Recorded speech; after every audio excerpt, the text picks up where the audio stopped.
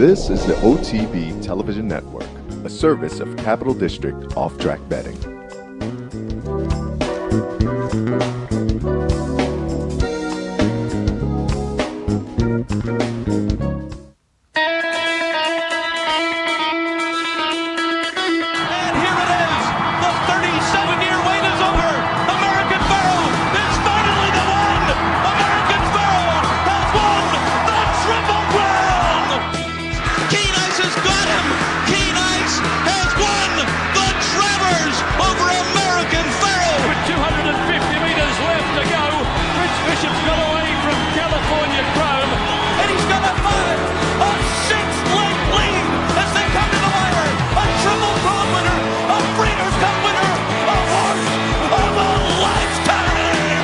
Broadcasting live from the Capital OTB studios, this is Racing Across America with Seth Merrow.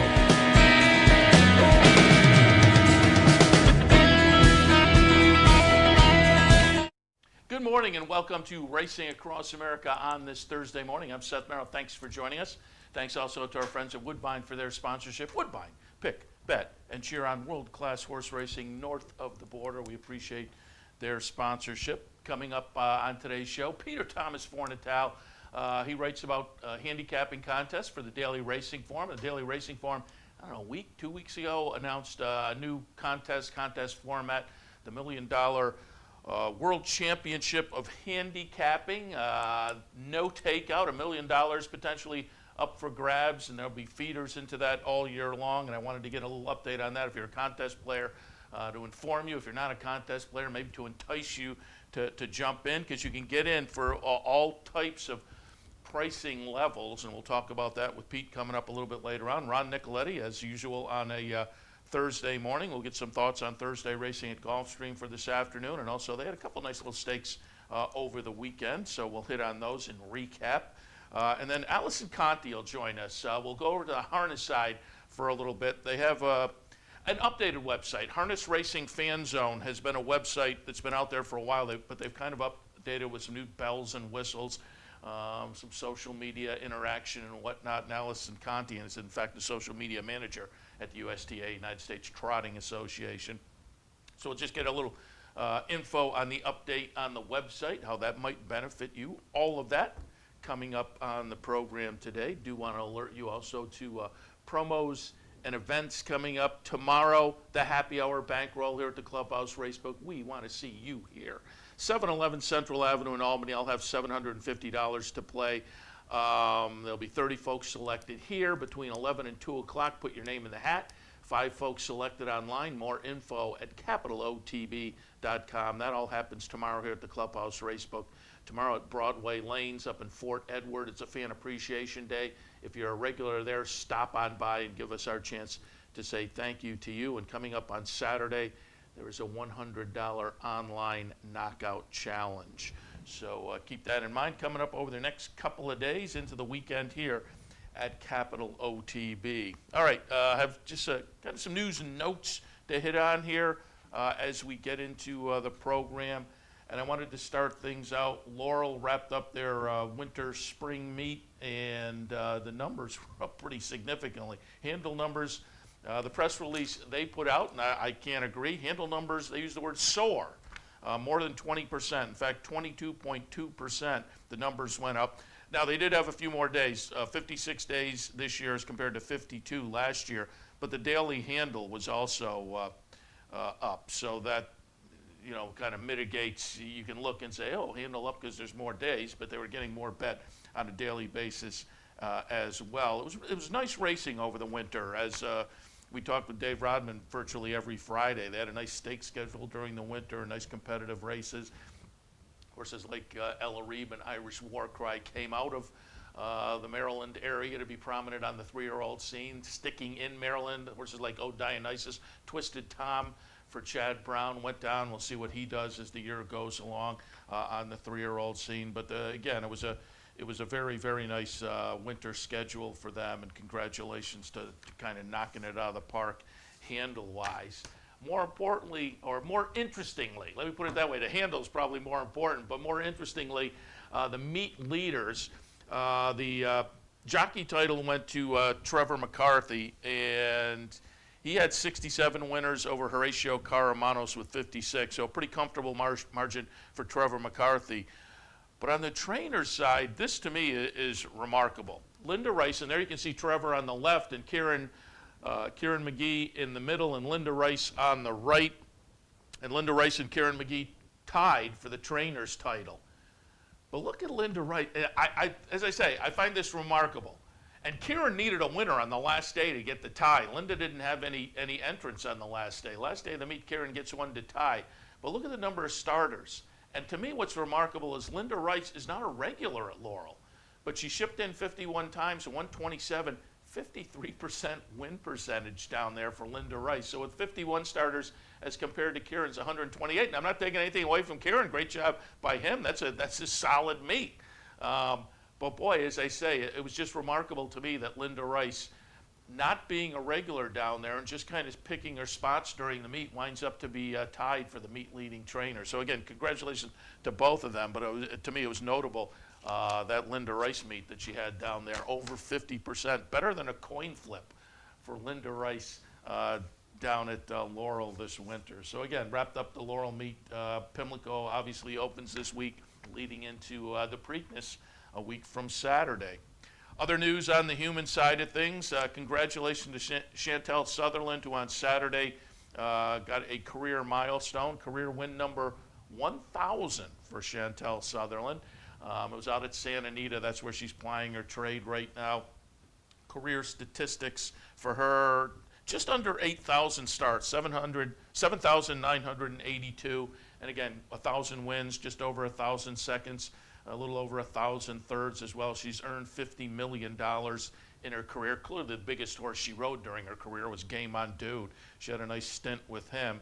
And you look down over her career, and clearly she's in a little bit of a different spot now. She was essentially in retirement a couple of years ago. I think she was selling real estate out there in Southern California. Came back and last year won 14 out of 158. She's on track to do a little bit better than that this year. So far, 7 wins and 57 starts.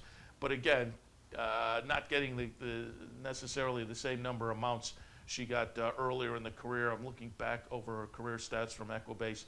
Her highest number of mounts, 2009. She had over 1,100 mounts with 159 wins. Again, comparing that going back to 2009, 1,100 starts. Last year, 158. So it's tough out there in Southern California, too. That's a tough jockey colony. For a while, she was spending at least part of the year up at Woodbine. And in fact, if we go back to 2001, 2002, both of those years, she wound up with the Sovereign Award, the Eclipse Awards of Canada. But in 2001, 2002, she won the Sovereign Award for Outstanding Apprentice up in Canada. So again, her years up at Woodbine were productive. Came out of retirement, and again, she's with mounts earned $450,000 last year, over $250,000 this year. So nice career. Got her 1,000th career win, again, career milestone this past weekend out at Santa Anita. Also, I had the guys pull up just as I came in this morning because when I sent out my rundown for today, I had not seen this race yet, but I was watching the Gulfstream feed yesterday because I had some Gulfstream picks on the website. And my play of the day yesterday was a pick 5, which I don't know if I've ever done a pick 5 play of the day. I've done some pick 4s and whatnot. I lose the first leg by that much and hit the next 4. It was a nice day down at Gulfstream yesterday, but that was a little bit frustrating. But one of the winners I did have on the card was in the 8th race. No Master of the Obvious here. The number 2 Cape Dynasty went off at 3-5. We're just going to watch kind of going into the first turn here because I want to see Tyler Gaffleone is a monster here. As a bettor, I appreciated this ride. You're just going to watch the number 2 horse, and he's going to get threatened to get shut off. But again, watch the number 2 coming out of the gate and going into the first turn, and Tyler Gaffleone is on board. A horse from the outside will kind of come over and try to make things tight and try to shut him off, and Gaffleone just won't have any of it. He's sitting, about 4th on the rail here, and you can see the number 4 horse there. The number 4 horse is going to shut him, and he just bulls his way through. And again, as a bettor, I love that, and now he's in great position. And he still got to chase a little bit going around the turn and into the backstretch, but he would have been in much worse shape if he'd let that 4 come down to the rail. He would have been now sitting 5th. He would have been behind a horse on the rail, and it just would have been a much, much tougher trip. So again, it was great to see. I love the aggressiveness of Gaff Leone, who's having a great meet down there at Gulfstream, and as a bettor to see him go up there and kind of bull his way through and not let things, because that got tight there for probably 3 strides, very tight, and he just would have none of it. So again, I appreciated the ride, and I wanted to show that. I love that, the aggressiveness there, and the fearlessness, because when you're down there on the rail and kind of getting squeezed, I'm sure the thought is, but he would, as I say, he would have none of that. So he gets up into the mix. And again, eventually wound up winning the race as the favorite. As I say, no master of the obvious here, but it would not have been an easy ride had he gotten shut off into that first turn. Mentioned it yesterday, but I don't know whether I actually pulled out the press release and went through the numbers, but second best Kentucky Derby TV ratings in 25 years. They had a 10.5.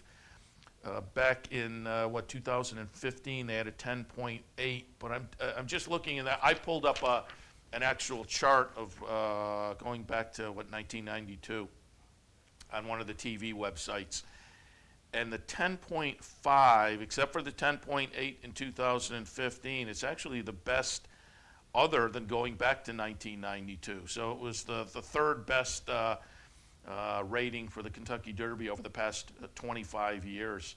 I said it, yes, I've said it yesterday and Sunday. I thought the handle number being a record was surprising given the wet track and just a Derby that I thought was tough to decipher, and that they got the great handle number. And you wonder if that played into, again, we talked over the past couple of shows, going back to Sunday, the short price on Patch, and the fact that as he came out onto the track and he got the announcement during the post parade, the crowd kind of cheered. So clearly he was on the morning shows a little bit, the Patch story, the one-eyed horse, and so clearly the fans latched onto that. And I wonder if some of that played into TV ratings as well. I mean, that he went off at 14-1. To me, says there was significant interest, because I don't think he should have been anywhere near that price. So you wonder if that maybe pulled in, kind of a side human interest story that was getting some press, not just early in the show, not one of those human interest stories that you hear in the first half hour of a racing broadcast, but clearly this was getting some mainstream coverage kind of going in, and that helped pull viewers in. So maybe something for the racing industry to hang their hat on going forward. I also didn't bring this up on Sunday show, didn't have time yesterday, but I printed out the jockey post-race quotes, and there was a couple I thought people might find notable.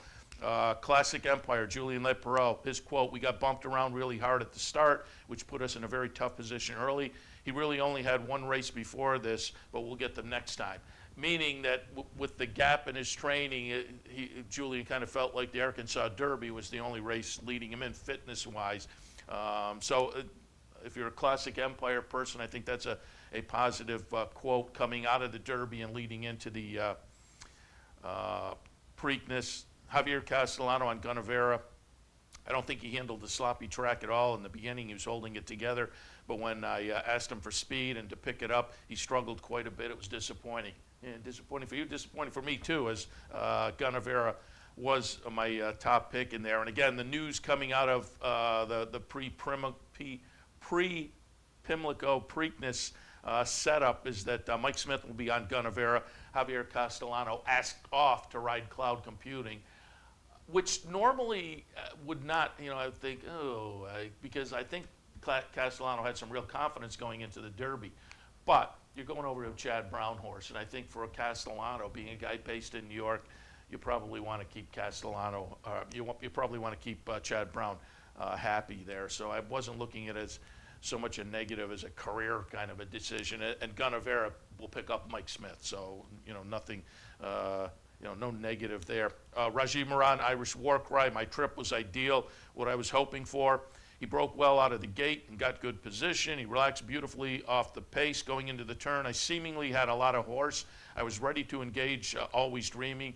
he just kind of quit running on me, which was, I heard a couple of quotes like that coming from Rajiv Murad, that he seemed like, oh, he's ready to do it and get it done. And then when he really asked down the lane, he just didn't have any horse. Mike Smith on Gervin, he felt okay, but he was struggling with the racetrack early on. I'm just looking.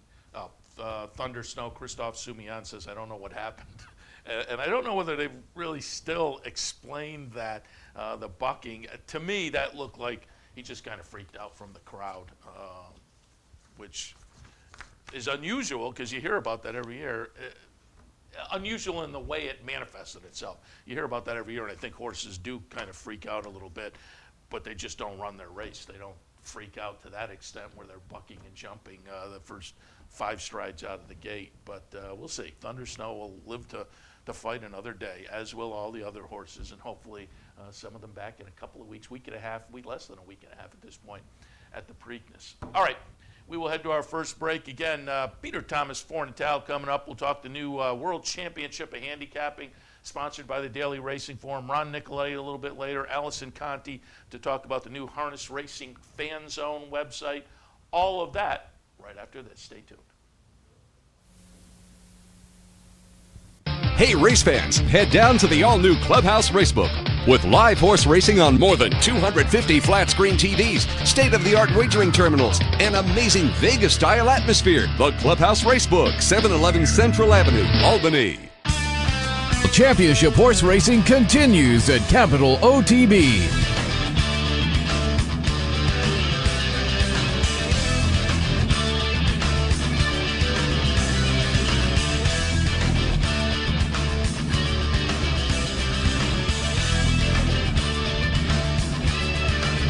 There's no better place to watch, wager, and win than OTB TV and CapitalOTBBet.com. Now get all the racing information you need right on your mobile device with Capital OTB's new mobile app. Wager anytime, anywhere, right from your smartphone or tablet. Watch, wager, and win right at your fingertips. The new Capital OTB mobile app.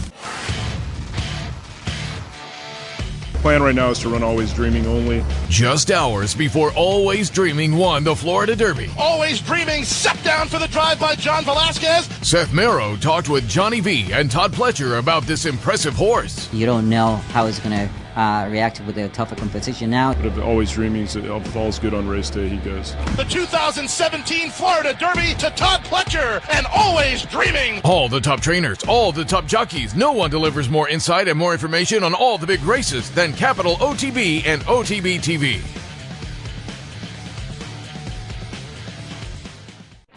No matter where in the world you are, the excitement of wagering on horse racing is just a click away. CapitalOTB.com offers live streaming, past performances, race replays, our virtual tote board, analysis and selections from professional handicappers, and a simple, safe, and secure wagering platform. And best of all, you get track prices. Going on now, it's Bet 50, Get 50. Simply open a Capital Bets account, bet $50, and get $50 cash back.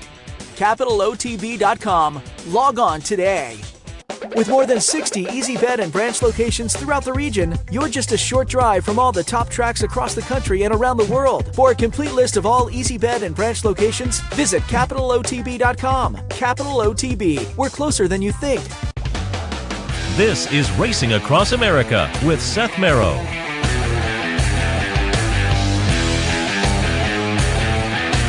Welcome back to Racing Across America. As promised before the break, we are joined now by Peter Thomas Fornatal. If you read about handicapping contests in the Daily Racing Forum, you're reading Pete. Good morning.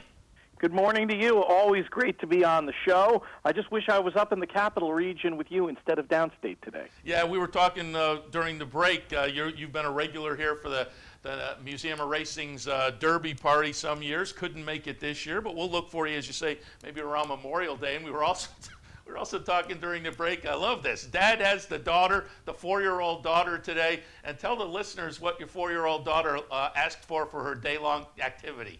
I gave her an array of options, including the Brooklyn Zoo, the playground. I mentioned lunch in the ice cream parlor.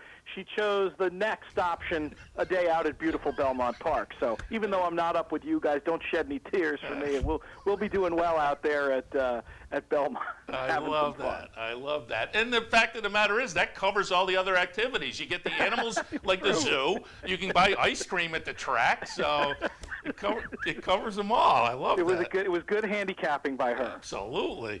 All right, Pete, I invited you on this morning because, I don't know, what was it, couple of weeks ago, Daily Racing Form unveiled a brand new contest format, $1 million potentially up for grabs in the World Championship of Handicapping. And I said at the top of the show, for folks who play handicapping contests, I wanted to make sure they were alerted to it. For folks who don't play, maybe we'll entice them in. But talk a little bit about this new project. Absolutely. The idea was to create a handicapping contest major that you can play online. And basically the pitch boils down to $1 million no takeout. Now, that no takeout option means if you buy in directly to the finals. The finals are limited to 200 entries at $5,000 apiece. That's where the $1 million comes from. So that's one option that some folks have already taken advantage of, reserving their spots. Of course, a lot of players feel like, yeah, even though there's takeout in the qualifiers, I'm still a good contest player. I want the action. I want to play. I want to play my way in. And the qualifiers and feeders we've been running on tournaments.drf.com, the DRF Tournaments website, have proved to be wildly popular and exceeding expectations so far. It's a player-friendly qualifying format, in my opinion. What we're doing is running it in stages. The basic breakdown is you have a round one contest where you put up $95, and then out of that, 1 in 7 entries advances to what we're calling the Grade 1 qualifiers, where 1 in 10 will win their seats to the big dance in January, the $1 million no takeout finals. As an alternative, folks can buy directly into the Grade 1 contest for $580, but many players seem to prefer, we had a bunch of people buy in, but more seem to be wanting to follow the qualifying trail. If you don't want to put up 95, if you're a new player, you maybe want to dip your toe in the water a little bit, you can feed into those round ones for as little as $11. And these feeders and round ones are happening every day on DRF tournaments from Wednesday through Sunday. The next Grade 1 qualifier is Preakness Day. The first one was Derby Day. We sent 5 players to the finals. Hopefully we'll have a similar number or maybe more going to the finals from the Preakness Day Grade 1. It's going to be a lot of fun, and I'm assuming the plan is we'll keep rocking and rolling and have another Grade 1 qualifier in time for Belmont Day. So lots of good stuff happening. Check it all out, tournaments.drf.com. And you've kind of alluded to it, but you had an article that was specifically titled something to the effect of the response has been great. As I say, this is fairly brand new, but talk a little bit about the response from the contest community. Absolutely. It's been wildly enthusiastic. I think players love the idea of a no-takeout option. I mean, what a way to get your money in good. That's been extremely popular. And the idea to have a huge score, obviously we have tournaments where you can make these huge scores, and they most of them involve travel. The idea of something where you can participate online, have it be a mythical money contest where you can win. The top prize is going to be $250,000, assuming full participation. The idea of being able to do that in a mythical format online.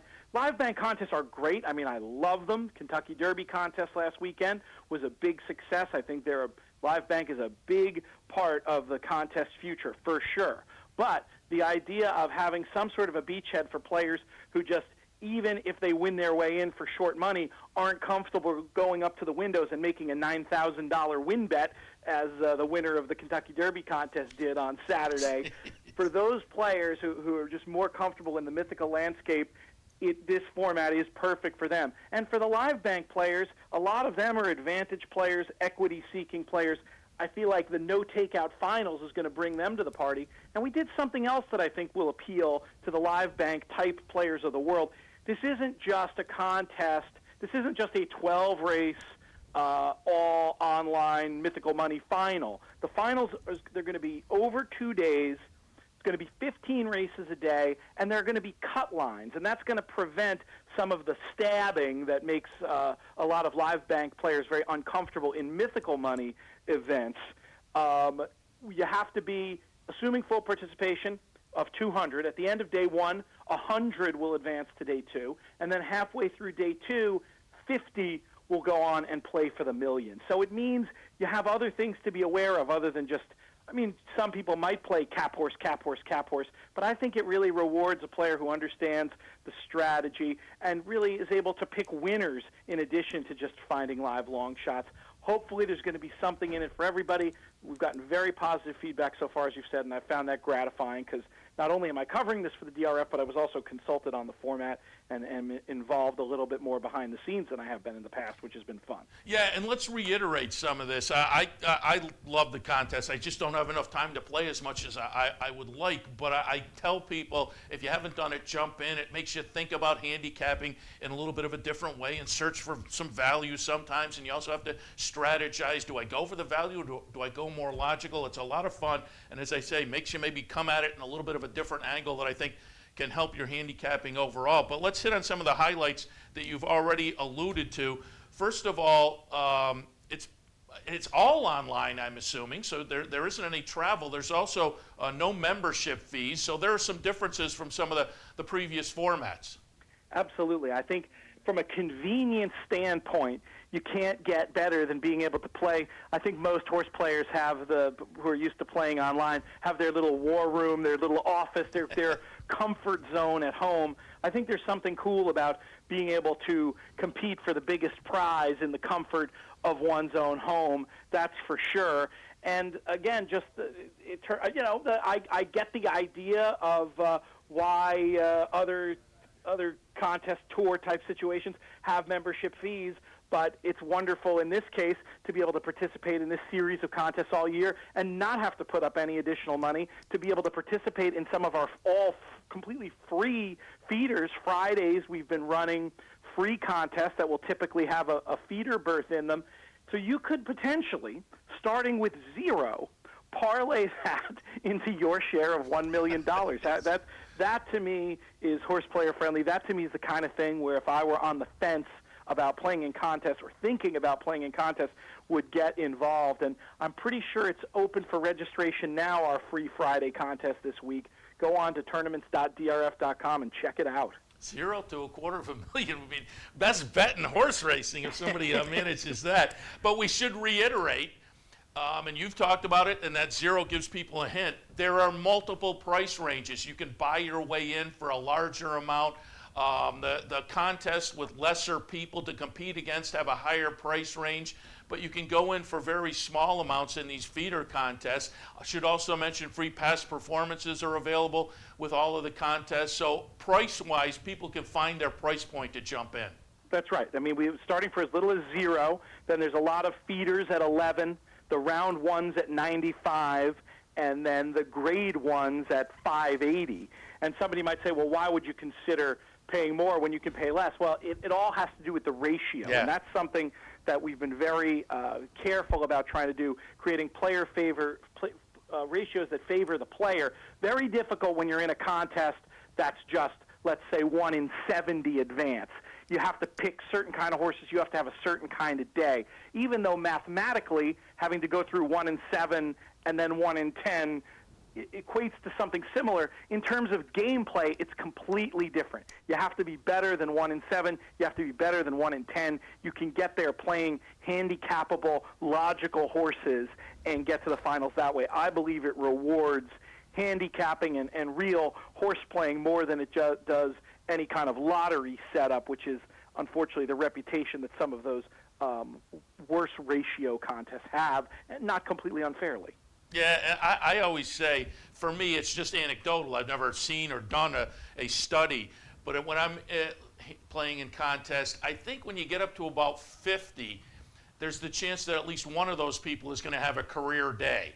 Yeah. And hopefully it's you, and it can be you. But so you get a contest of 200. Now there's going to be 4 people in there who are just going to be unconscious. And so the more people there are, the tougher it gets. And if you can buy in for that smaller ratio, it certainly benefits you. But let's remind people, if they're interested, how do they find out more? How do they play?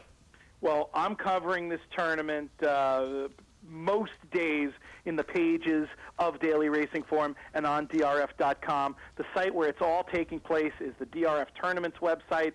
That's tournaments.drf.com. You can get in there right now. We have contests starting in a few hours, all contests throughout the whole weekend.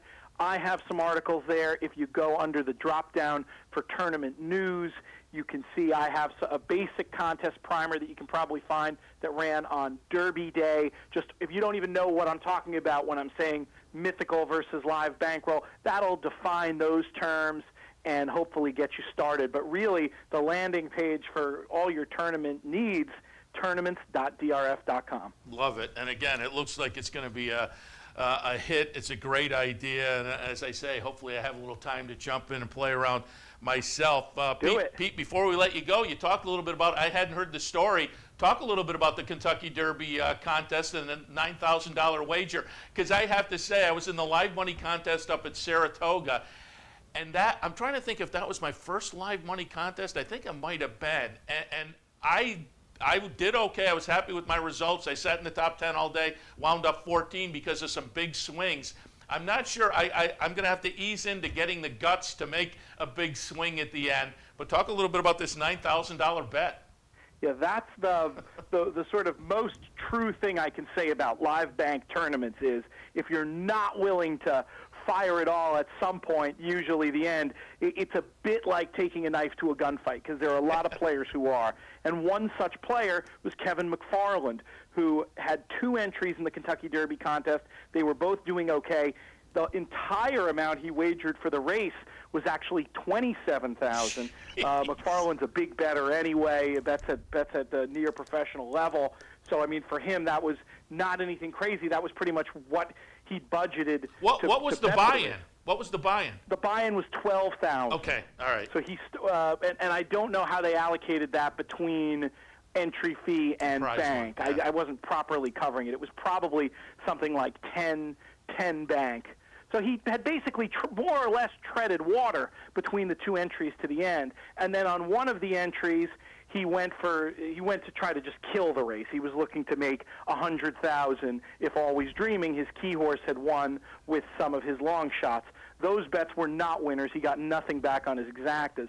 But he also smartly, on one of the entries, said, I'm going to use this money, and this, if Always Dreaming wins, I project in my mind it's going to take $50,000 to win this tournament. I'm going to get one of my entries to 50 if my best bet wins.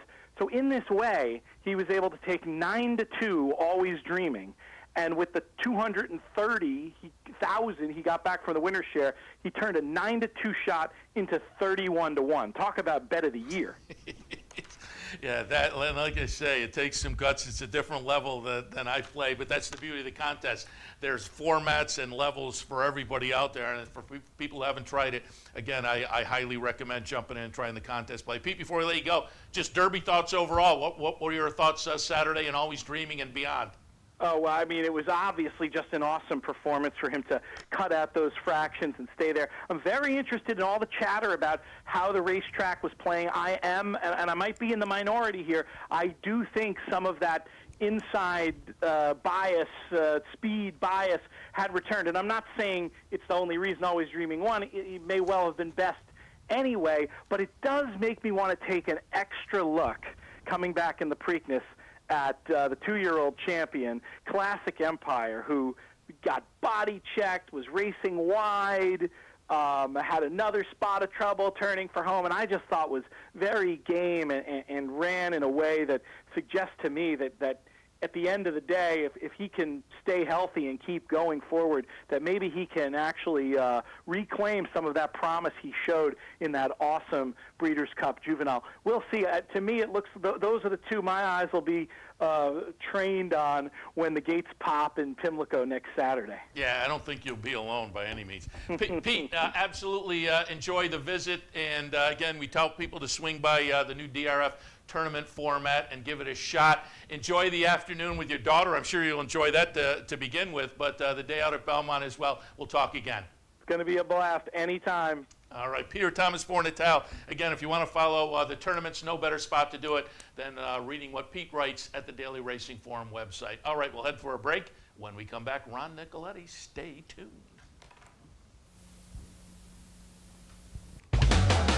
This is Racing Across America with Seth Merrow.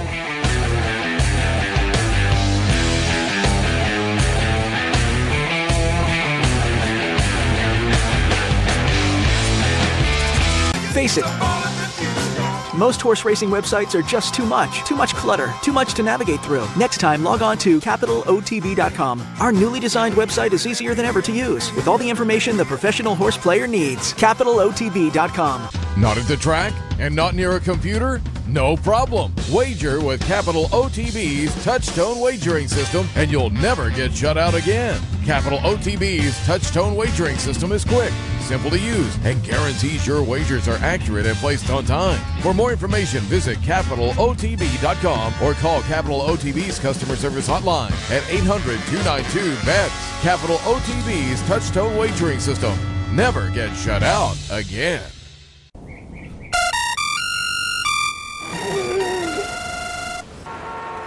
Come on. I want sales reports on my desk by Monday. Whoops. My bad. Love racing? RTN brings you every live simulcast on your home television, plus live video streaming and race replays on your PC and mobile devices. To order, visit rtn.tv. RTN, a breed apart.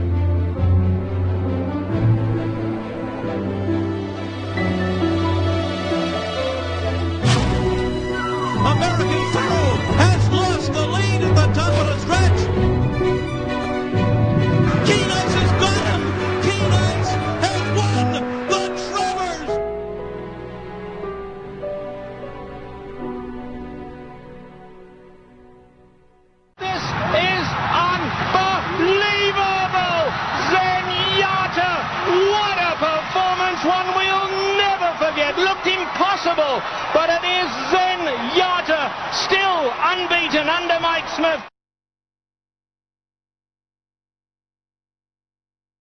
Green Park. Good morning, Ron. Good morning, Seth. How are you today? Very good. We'll talk a little Gulfstream today, a little Gulfstream last weekend too. But speaking of last weekend, before we get into it, what did you think of the Derby? Well, it was very impressive by Always Dreaming. You know, it was a sloppy track, so you sort of have to deal with that. Yeah. It just looked like he was the fastest horse in the race. They turned for home. Irish War Cry, who I had picked, made that move, menacing move. You thought he would challenge, and he just pulled away from everybody, and I guess that performance in the Florida Derby where, fastest time since Aladar, was not a fluke. He's a fast horse. So I'm dying to see. I hope the Preakness comes up a fast track and we can solve some of these problems, see how good he really is.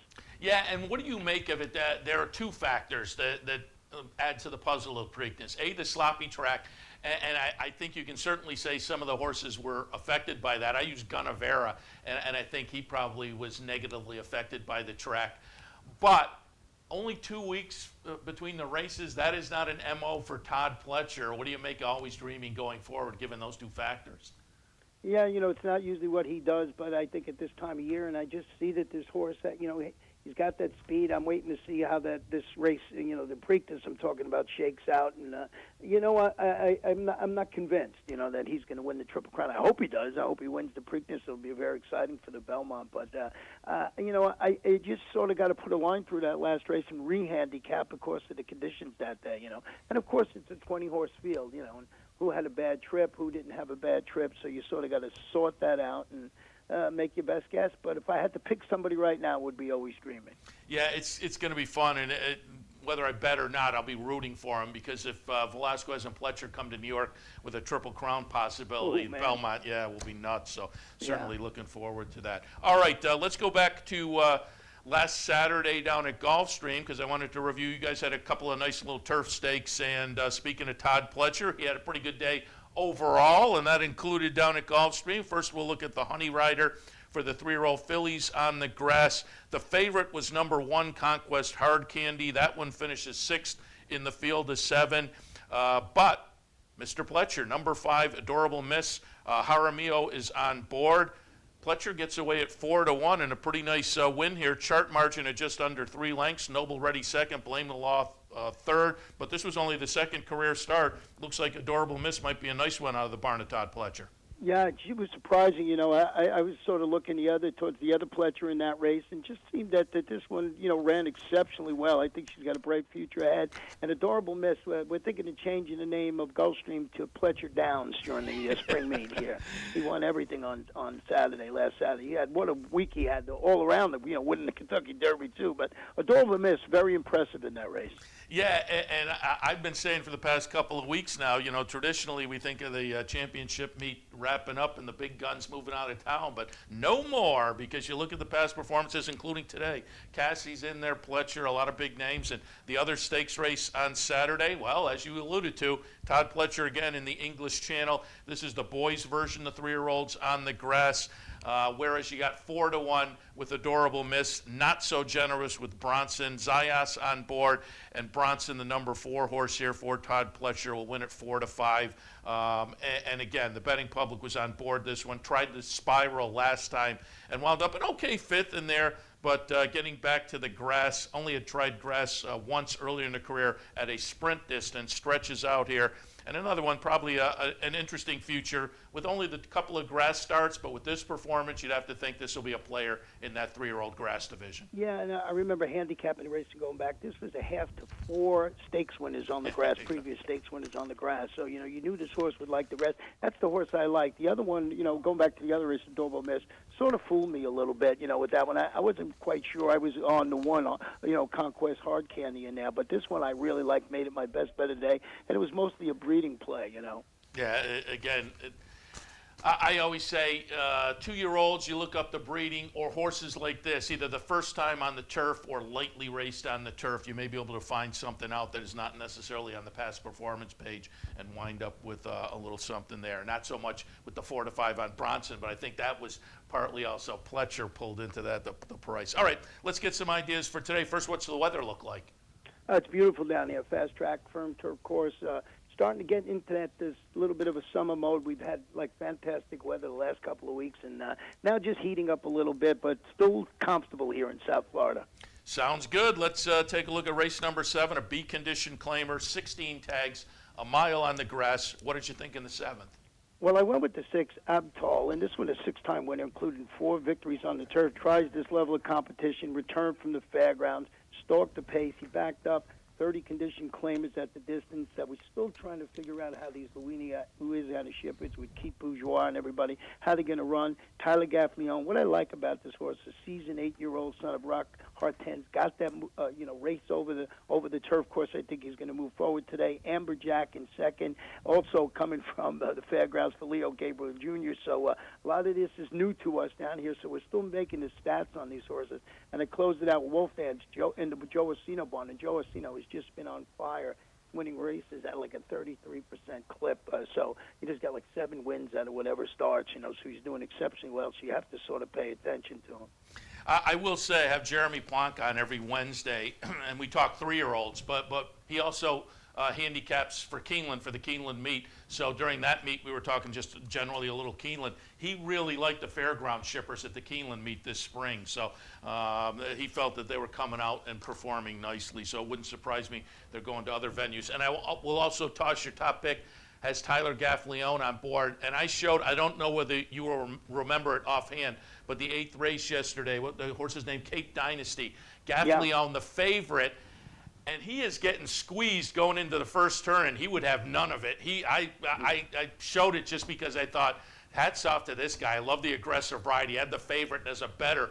As I say, he was getting squeezed, and I could easily see a lot of jockeys saying, whoa, but he blew right through between the rail and the horse who was trying to take away his room.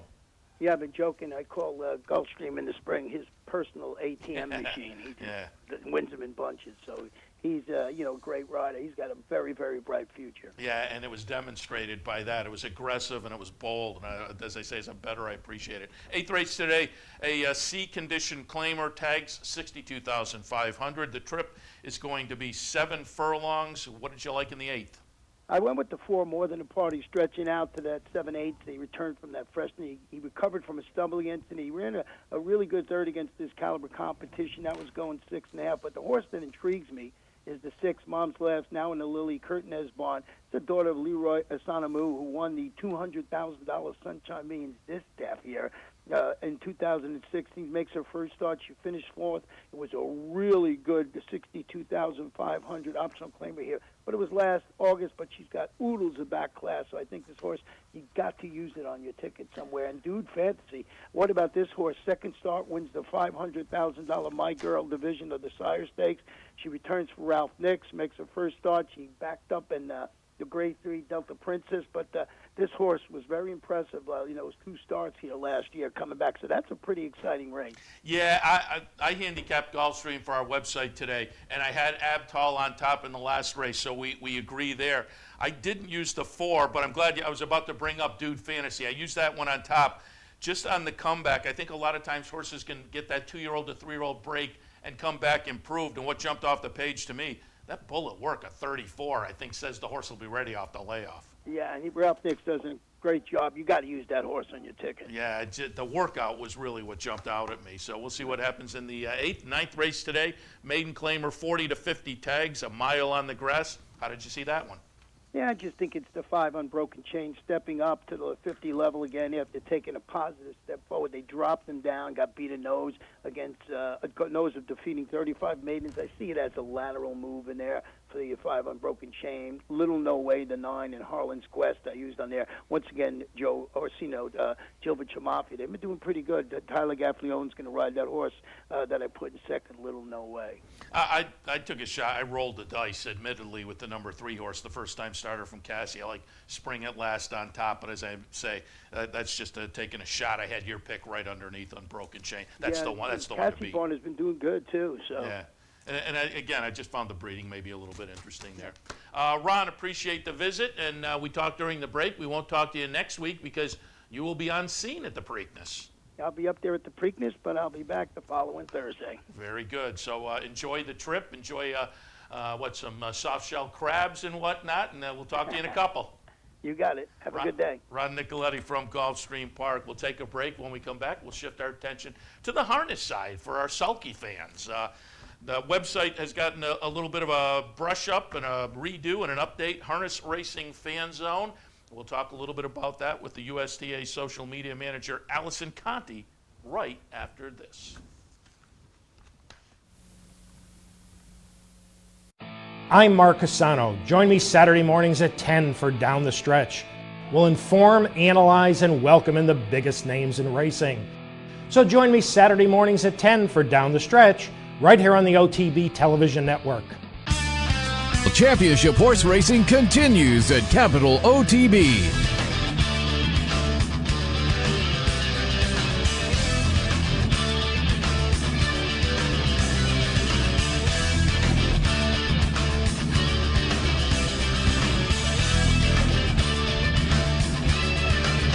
There's no better place to watch, wager, and win than OTB TV and CapitalOTBBet.com. Hey, we've got a new show. We do. Absolutely, and they're off right here on the OTB TV network Sunday mornings. What's it all about? It'll be a lot of fun. Fast-paced, plenty of topics, guests, handicapping, commentary, and maybe some opinions. I have opinions on my opinions. And we will have plenty of them because you're on the show. And they're off Sunday mornings here on the OTB TV network, 10 a.m. each Sunday. Should be a lot of fun. Anthony Mormino, Seth Merrill. We'll see you there.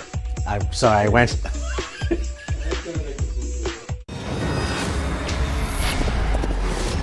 EquestriCon. EquestriCon. The first ever international racing convention. The first ever. For the fans. Meet the legends. The breeders, the owners. The jockeys like me. The best of the industry. Come celebrate racing at EquestriCon.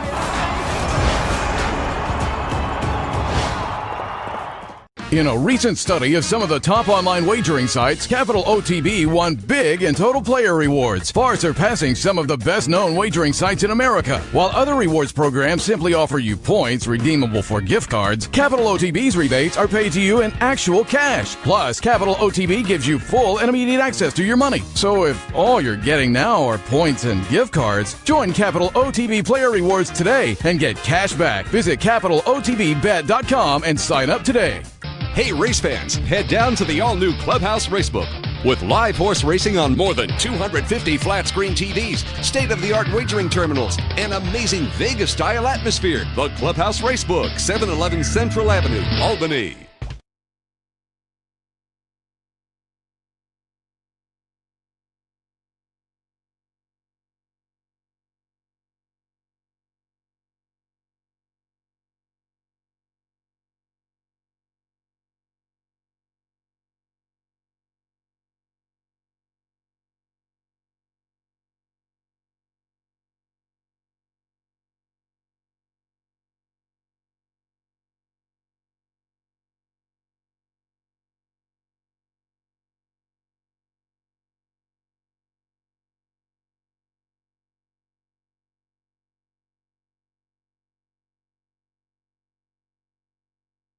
Welcome back to Racing Across America. Happy to be joined now by the social media manager at the U.S. Trotting Association, Allison Conti. Good morning, Allison.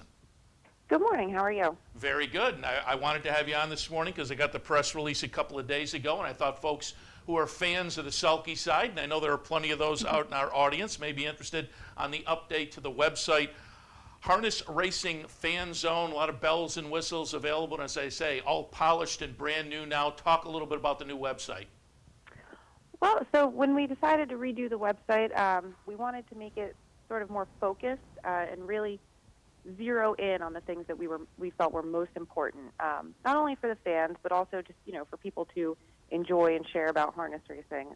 Mainly, your feel-good stories and behind-the-scenes looks at your caretakers and your horses, making resources on racehorse ownership readily available, because it's one of those things, I think a lot of people, it's a sort of a bucket list item for a lot of people to own a racehorse, but they don't really know how. So it was zeroing in on those resources. And then, of course, we're a gambling sport, so putting wagering resources out there that were, useful, updated constantly, and giving a fresh perspective to that as well. Yeah, and we're showing a shot of the screenshot of the wager page right now. And this is interesting to me because you guys point out carryovers on a daily basis, but also some of the bets that people may be interested in, some pick bets and whatnot. But what I also found intriguing was if there are free PPs out there, you can link to them straight from your website.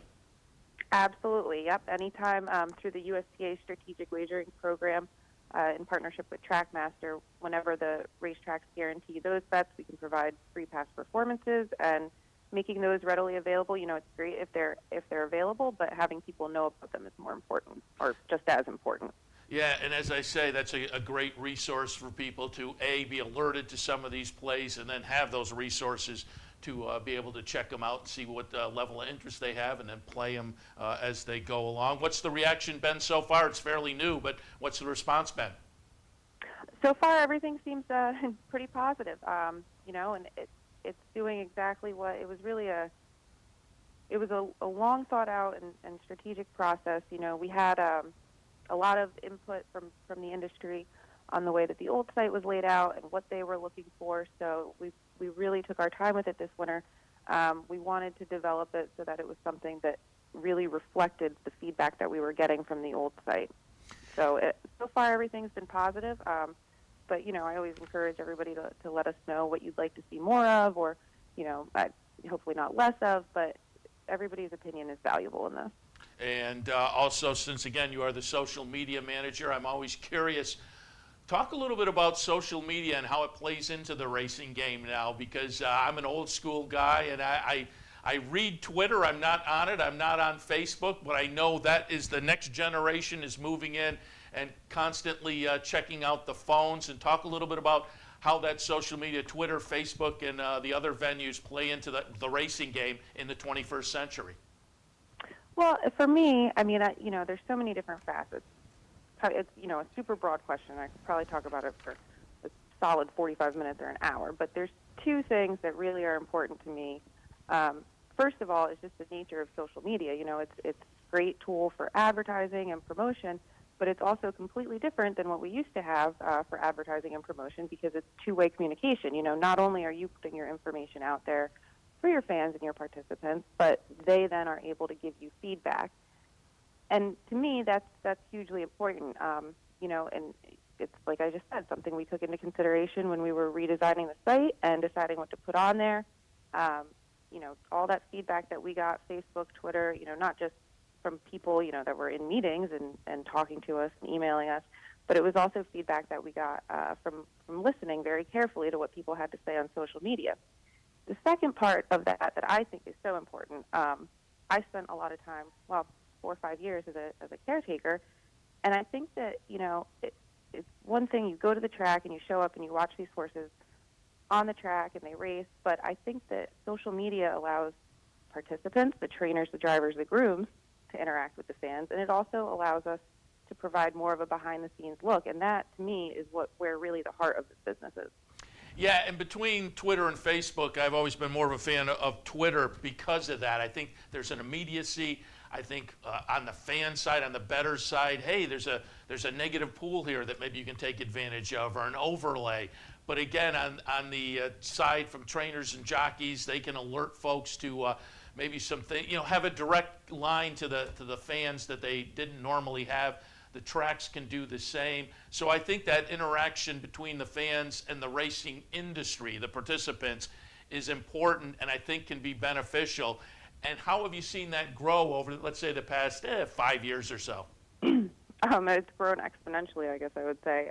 It's still, in social media, it's funny because everybody who I've been mentored by or looked up to and worked with, more is always better. So you never hit your goal because you always want more. So, I'd love to see more of that. But that being said, you say 5 years ago, even 3-4 years ago, it was virtually non-existent. Some tracks have done a really good job, not just encouraging or asking their drivers and trainers to get on social media, but Hoosier Park the last couple of years, they made a contest where, the drivers who were the most active on social media were actually going to win a prize. And that really, I think that their fans really appreciated that, and that, to me, reflected in the way that people wagered more there.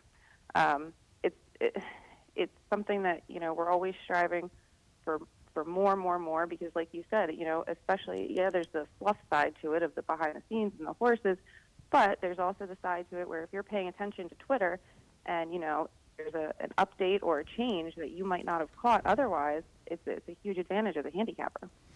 And talk a little bit about just going online last night. You won the Breakthrough Award for players in the industry under 30 to keep their eyes on, so congratulations there. But give us a little bit of your background, because I understand you also used to be on the backside and spent some time with Foiled again.